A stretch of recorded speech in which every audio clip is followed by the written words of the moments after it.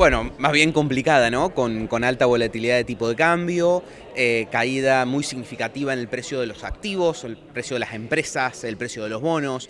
Eso se vio reflejado en una suba significativa también del riesgo país, que venía de estar cerca de 1.500 puntos hace algo más de un año, que había alcanzado un piso de 700 puntos y ya estamos arriba de los 1.200 puntos de nuevo, lo cual dificulta el rollover de la deuda y de alguna manera también le pone más presión al mercado cambiario, porque el Tesoro, los dólares que necesita pagar de deuda, que de deuda privada son algo así como 10.000 millones de dólares, sacando lo que es organismos internacionales, estaba la esperanza de que los pudiera rolear, y sin eso los va a tener que, a gran parte por lo menos, salir a comprarlo al mercado de deuda, lo cual retroalimenta un poco la presión cambiaria que ya teníamos. Y en este caso no es que la economía no acompañó a la política, sino que la política no acompañó a la economía, y bueno, le suma un poquito más de ruido, tanto por varios lugares.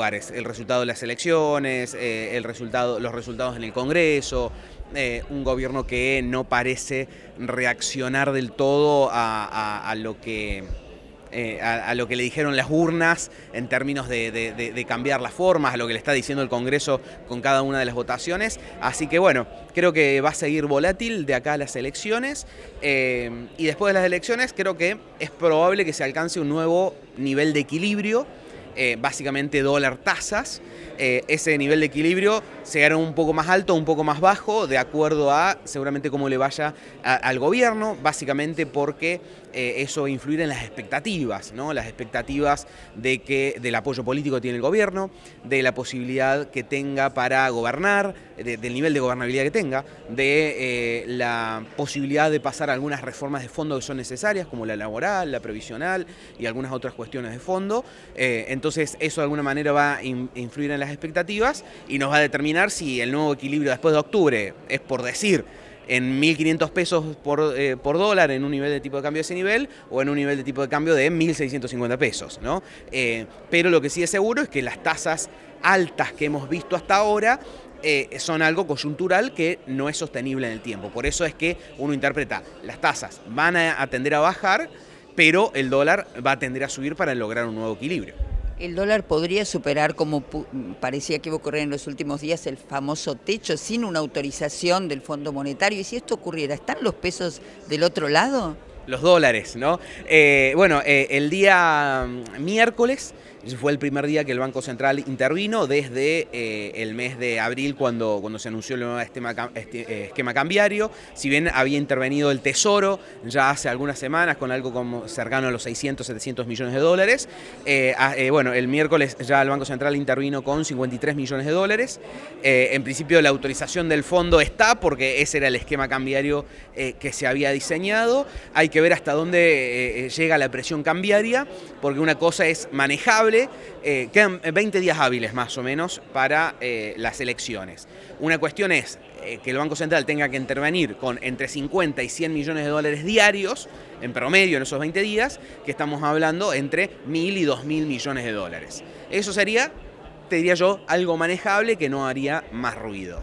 Pero si la intervención tiene que ser mucho mayor a eso, ahí sí creo que ya va a seguir aumentando el ruido, porque el poder de fuego real del Banco Central son unos 7.000 millones de dólares de reservas netas y 1.000 millones de dólares que todavía le quedaban al Tesoro. Entonces, la verdad es que hay poder de fuego, pero es más bien limitado. Después el Banco Central dice, no, en realidad tenemos 22.000 millones de dólares, que son las reservas líquidas, pero ahí se tienen en cuenta, por ejemplo, los encajes de los depósitos en dólares. Que si también el mercado empieza a percibir que se están usando los dólares de la gente para intervenir, eso puede empujar a que salgan depósitos en dólares, lo cual empeoraría el problema. Así que yo creo que, el techo de la banda ya lo tocó, el Banco Central ya está interviniendo, ahora hay que ver la magnitud para ver si es sostenible por estos 20 días o no. Lo que es claro es que después de las elecciones, lo lógico sería que el Banco Central no siga interviniendo, que las tasas no sigan siendo el nivel de las que son hoy, y la consecuencia de eso es que el dólar sea más alto de lo que es hoy. Impacto en el campo, que no está en un momento de liquidación hasta que termine con el trigo, de cosechar el trigo. Bueno, para la agricultura sí, como es una actividad principalmente exportadora, nominada en dólares, mientras que toda esta suba de tipo de cambio no se traslade de manera total a los precios, eso significa lo que le llamamos una suba de tipo de cambio real. Y eso a las actividades exportadoras les ayuda. ¿Por qué? Porque en realidad lo que ayuda es amortiguar parte de lo que pasó este último año y medio. ¿Qué había pasado? El dólar se atrasaba, un tipo de cambio bajo te significaba fletes que en dólares eran mucho más caros, labores agrícolas que en dólares eran mucho más caros, costos de estructura que en dólares se engrosaban, entonces eso ayuda a amortiguar todo este proceso que se dio. Eso en la agricultura. En las actividades pecuarias, que son más bien mercado interno, ¿no? Carne bovina, 70% mercado interno, carne aviar, 90% mercado interno, carne cerdo, prácticamente 100% mercado interno.